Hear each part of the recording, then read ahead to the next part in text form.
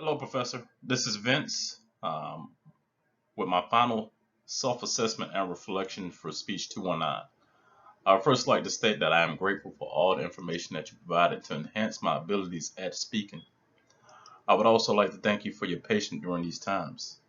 The state of society is a bit abnormal now, so completing projects during this time has been a bit challenging. So thank you for being patient during this pandemic. Now let's talk about comfort versus anxiety. The first question states, now that you have developed many kinds of speeches in the Speech 219 course, what is your comfort level for presenting in the 21st century? Describe your level of public speaking anxiety. I'll start by saying that I believe that my comfort level with presenting in the 21st century has increased. I think after taking this course, it in my opinion, was a critical step to further my professional development. I also believe that after taking this course, I feel better prepared for future presentations. My anxiety level has decreased, and I think this will allow me to be able to shake my nervousness when presenting in the future. Now, let's talk about traditional speeches versus technology driven speeches.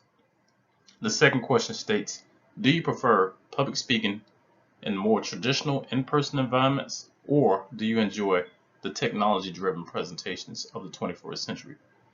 Why do you think it will be important for you to be able to successfully do both? Well, I will say that after taking this course, my opinion has changed. I think that using technology driven presentations of the 21st century offer a better medium for presenting. Instead of standing in front of an audience and traversing mistakes, you can present utilizing technology and edit out your mistakes. Also, using the technology of the 21st century allows you to present to more people as you can broadcast your presentations to millions of people using technology like YouTube versus being limited to an audience somewhere at a venue. I do believe that it is highly essential for you to be able to do both successfully.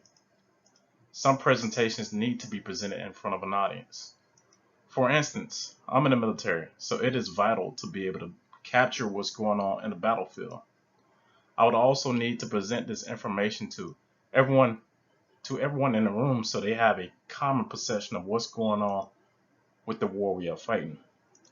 During such a time, I would not be able to capture this information and present it using certain technology. There might be a restriction from using such technology. Or I may not be in an environment where the use of such technology is even possible. Either way, regardless of if you're in the military or not, it is important to be able to stand in front of an audience and convey a message. Now, in this slide, we're going to talk about my personal process. As the next question states, describe the way you now approach preparing for a presentation. What have you learned about preparing for a speech based on the presentation ecosystem?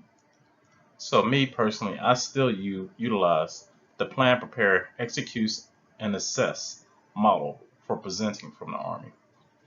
However, I have learned from the presentation ecosystem the specifics of what I need to focus on. These elements include message, delivery, and visual story.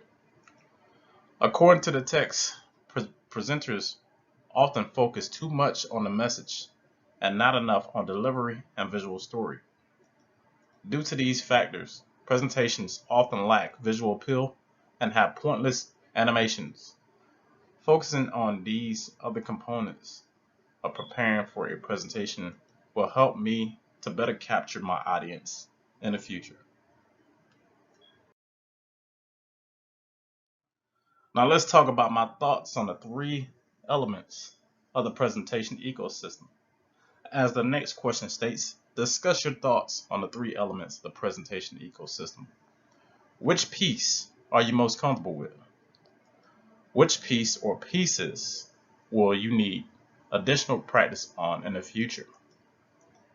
So as we discussed in the previous slide, the presentation ecosystem consists of message, delivery, and visual story. Out of these three elements, I believe that my best attribute when creating presentations come from the visual story.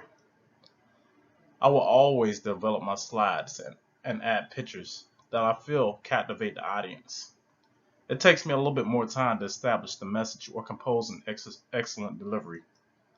If I had to choose which piece I need the most improvement on, I would say that it is the delivery piece.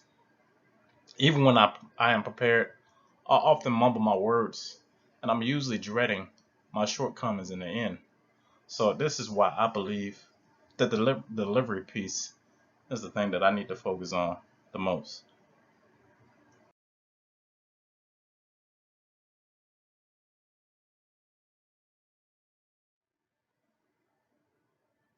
All right, so the next question states, what are the top three most important lessons you have learned from your experience in Speech 219? I would say my top three lessons learned from this course include creating a story, practicing your delivery, and grabbing the attention. I think that mastering these three skills will allow anyone to become an astute speaker. Well, as Porky Pig will say, ba-deep, ba-deep, ba-deep. That's all, folks.